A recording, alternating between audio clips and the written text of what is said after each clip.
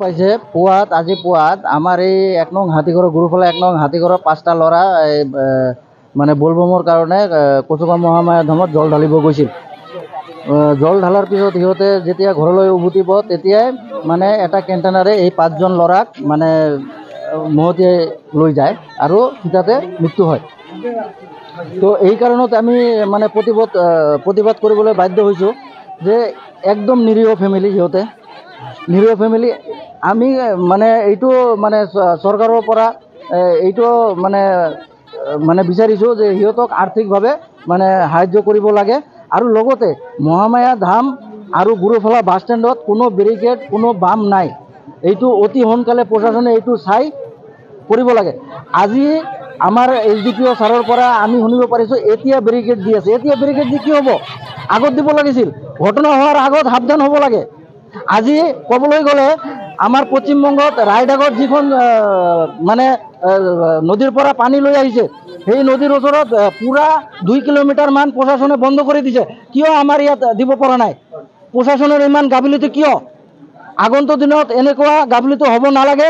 আৰু তাত ভলেণ্টিয়াৰো নাছিল, প্ৰশাসনৰ এটা মানুহো নাছিল, আৰু তাত বামো নাই, কোনো বেৰিকেডো নাই। তো অতি সোনকালে এইটো প্ৰশাসনে নজৰ দিব লাগে, বাম দিব লাগে আৰু সিহঁতক মানে আৰ্থিক সাহায্য কৰিব লাগে। এইটোৱে আমাৰ দাবী আৰু কি। এই গুৰুফলা ৰাইজৰ হৈ মই এইটো দাবী জনাওঁ। যেতিয়ালৈকে আমি প্ৰতিশ্ৰুতি নাপাওঁ তেতিয়ালৈকে চলি থাকিব। মই কৈছোঁ চাৰ্কেল অফিচাৰক মই কৈছোঁ DCক অৱগত কৰক, DCক আহিব দিয়ক, DC আমাৰ লগত কথা পাতক, ইহঁতক মানে আৰ্থিক সাহায্য কৰক, আমি এৰি দিম। তাতে যদি সন্ধিয়া হৈ যায়, কালি হৈ যায়, কোনো একো কথা নাই, কিন্তু আমি চলাই যাম। ঘটনা আর কি, তো একচুয়ালি ঘটনা মানে একচুয়ালি পরিকল্পিতভাবে হত্যা করেছে। গতিকে আমি হত্যাকাণ্ডর উচিত তদন্তক আমি বিচাৰিছোঁ আর কি।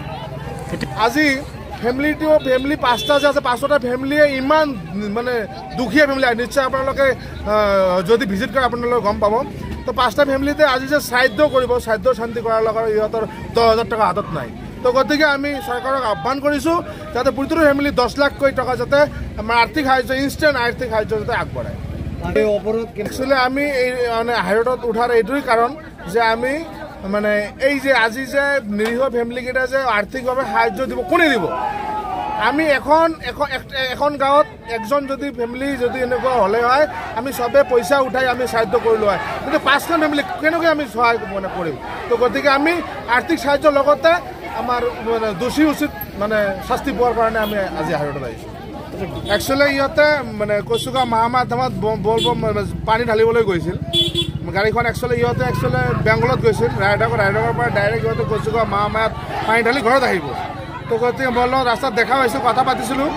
ইহঁতে পানী ঢালি মানে গাড়ীত উঠি থকা অৱস্থাত একদম ৰাস্তাৰ পৰা বহুত দূৰতে আছিল। ইহঁতে মানে ডাইৰেক্ট আহি খুন্দাই দিছে, মানে এইটো মাৰিছে। আমি ক'ম যে মাৰিছে। এজনৰ অৱস্থা কেনেকুৱা? মানে 5জনতে স্পট আৰু একজনৰ অৱস্থা মোটামুটি এইটো মানে সংকটজনক অৱস্থাত আছে। এতিয়া আমি গুৰুফলা নেশ্যনেল হাইৱে বাছ ষ্টেণ্ডত আমি আছোঁ। আমি ইয়াততো আছোঁ মোটামুটি 700 মান আছোঁ।